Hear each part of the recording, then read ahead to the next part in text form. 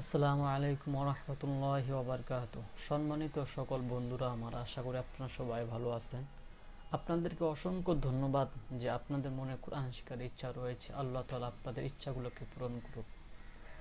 আজকের ক্লাসে শিখব, আজকের পাঠে শিখব আমরা এই তানভিন সম্পর্কে। এই তানভিন আমাকে কিভাবে পড়তে হবে, চলুন শুরু করা যাক। তানভিন হলো কি?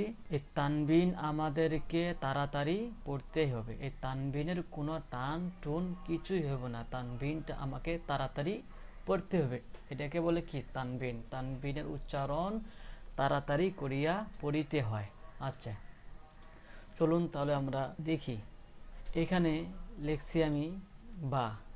বাইরের উপরে যদি দুইটা জবর থাকে তাহলে আর আমরা বুঝবো সেটা জবরের উচ্চারণ হবে না, সেটা উচ্চারণ হবে কি? তানভিনের। উচ্চারণটা হবে কেমন? বা দুই জবর বান। ঠিক আছে?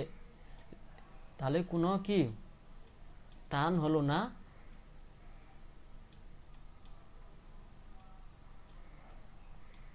বা দুই জবর বান, বা দুই জের বিন, বা দুই পেশ বুন। তানভিনের উচ্চারণ তাড়াতাড়ি করিয়া পড়িতে হয়। তানভিন যে অক্ষরের উপরে থাকবে আমরা কি করব? সেই অক্ষরটা তাড়াতাড়ি করে পড়ব।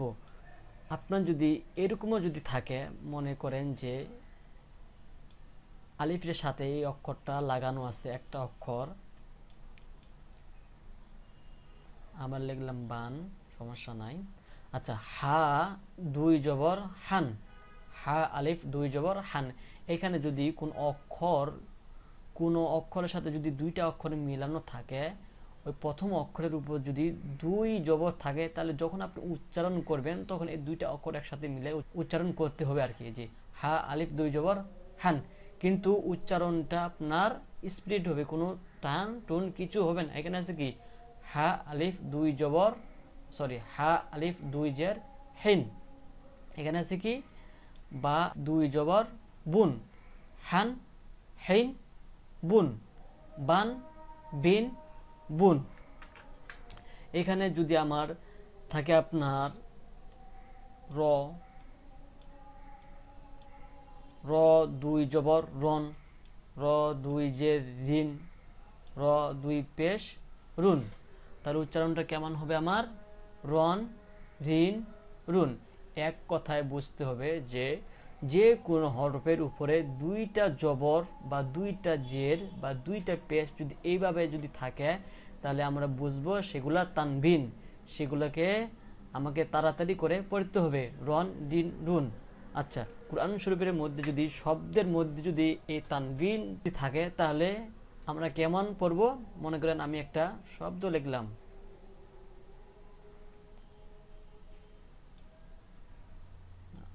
এখানে শব্দ লিখলাম যে এটা খ দিলাম। হ্যাঁ, এখানে লিখলাম আমি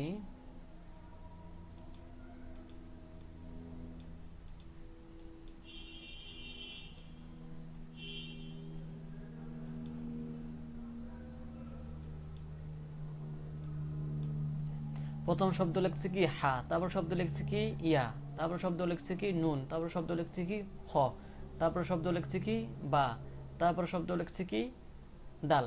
তাহলে যদি আমরা এই শব্দের মাঝখানে একটা দেখতে পাইতেছি কি তানবিনওয়ালা হরফ, এক হরফের উপরে তানবিন আছে, তাহলে আমরা যদি এখন এই শব্দটা পড়তে চাই, তাহলে এই তানবিনটা কেমনে উচ্চারণ হবে আমার?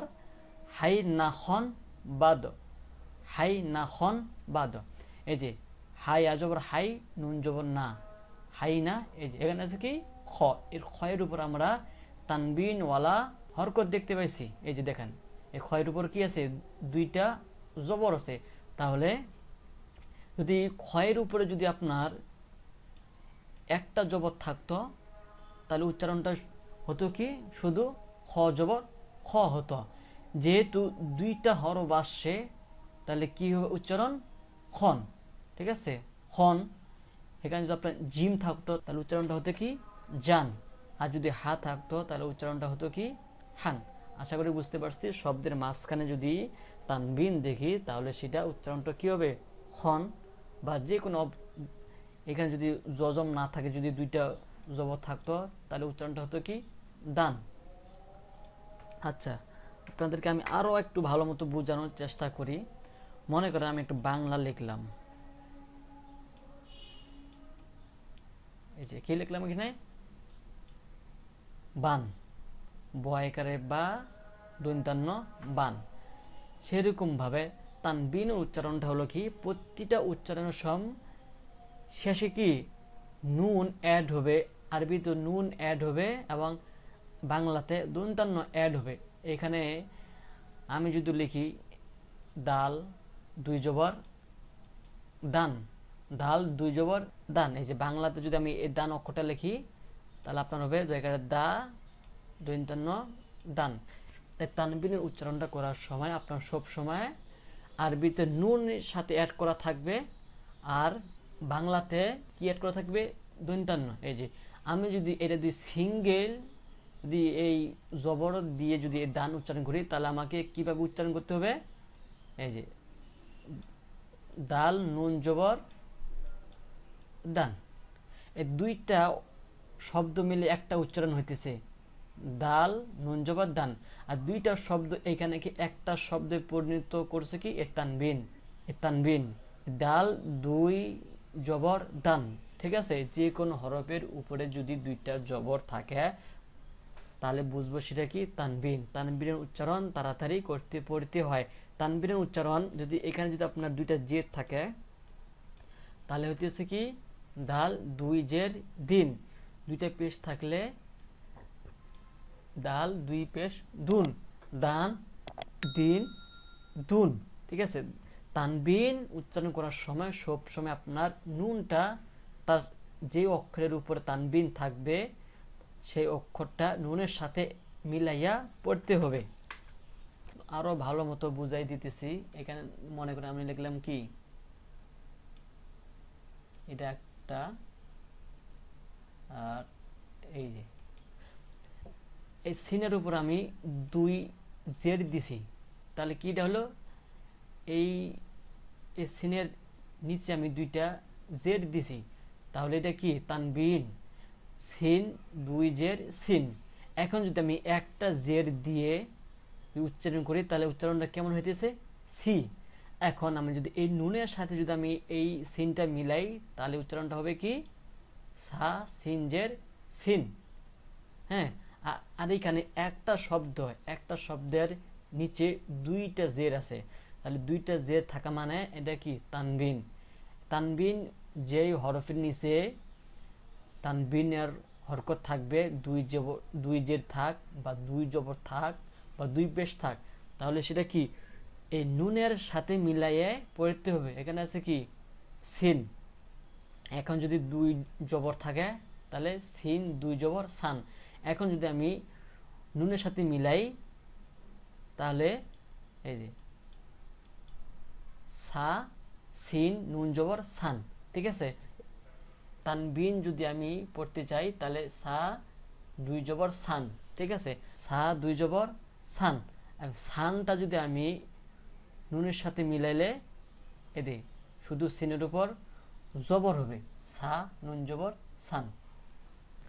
বুঝতে পারছেন আশা করি? যে হরফের উপরে দুই জবর থাক, দুই পেশ থাক, হ্যাঁ, ওই হরফগুলো আপনার তানবিন হবে। এটা কি লিখলাম? জিম, জিম দুই জবর জান। এটা দেখলাম আমি র, র দুই জবর রন। এটা দেখলাম আমি লাম, লাম দুই জের লিন। ঠিক আছে, এটা লিখলাম আমি কাফ, কাফ দুই পেশ কুন।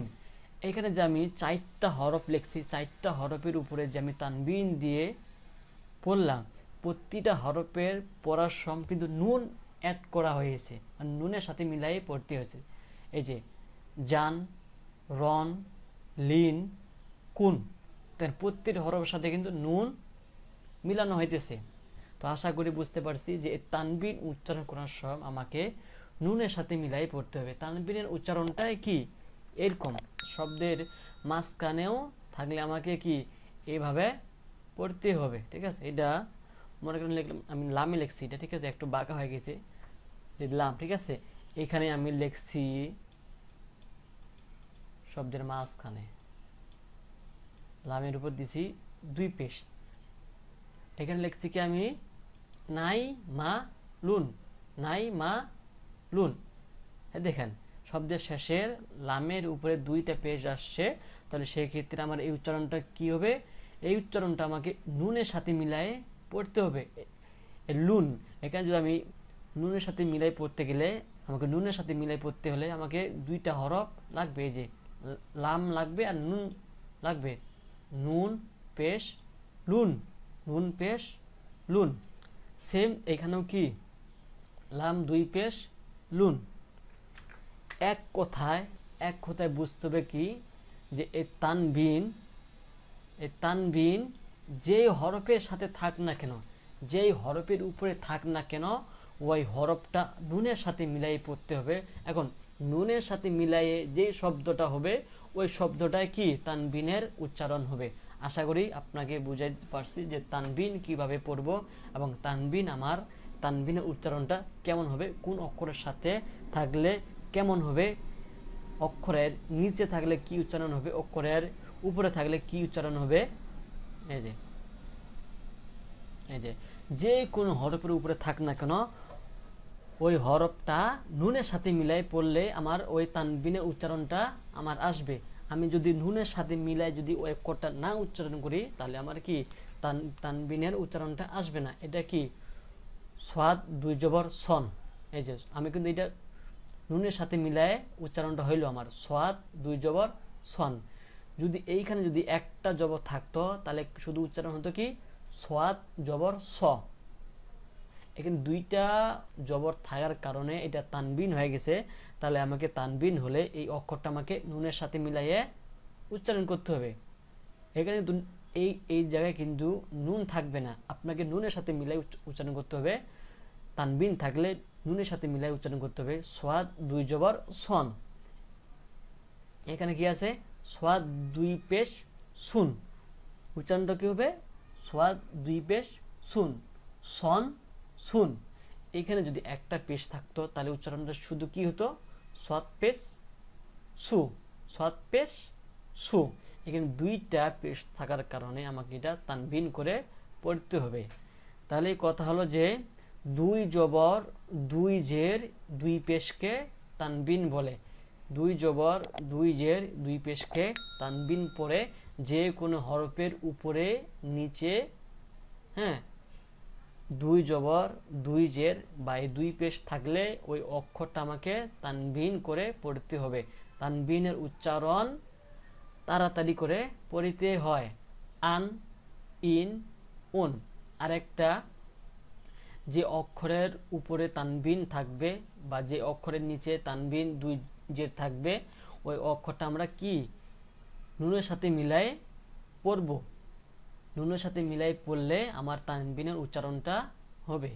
আশা করি আপনারা বুঝতে পেরেছেন। আমার কথাগুলো যদি আপনি ভালো মতো করে শুনে থাকেন তাহলে ইনশাল্লাহ আপনি তানবিনের উচ্চারণটা করতে পারবেন। আজকে এই পর্যন্ত। আমরা এরপরে ক্লাসে শিখব তাসদিদ সম্পর্কে, তাসদিদ কিভাবে পড়তে হয়, তাসদিদ আমরা কিভাবে পড়ব, তাসদিদের চিহ্নটা দেখতে কেমন হবে, এই সম্পর্কে আমরা এরপরে পাঠে শিখব, 7 নম্বর পাঠে। আজকে এই পর্যন্ত। আপনারা এখনো যারা আমার চ্যানেলটি সাবস্ক্রাইব করেন নাই প্লিজ সাবস্ক্রাইব করে বেল বাটনটি ক্লিক করে রাখুন। আমার পরবর্তী ভিডিওগুলা সবার আগে আপনার নোটিফিকেশনে চলে যাবে। আর আমার এই ভিডিওটা আপনাদের বন্ধুদের সাথে শেয়ার করুন যেন আপনাদের মাধ্যমে তারা শিখতে পারে। লাইক করবেন। আপনাদের যদি কোনো প্রশ্ন থাকে তাহলে নিচে কমেন্টস বক্সে প্রশ্ন করবেন। সবাই ভালো থাকবেন, সুস্থ থাকবেন। আসসালামু আলাইকুম ওয়া রাহমাতুল্লাহি ওয়া বারাকাতুহু।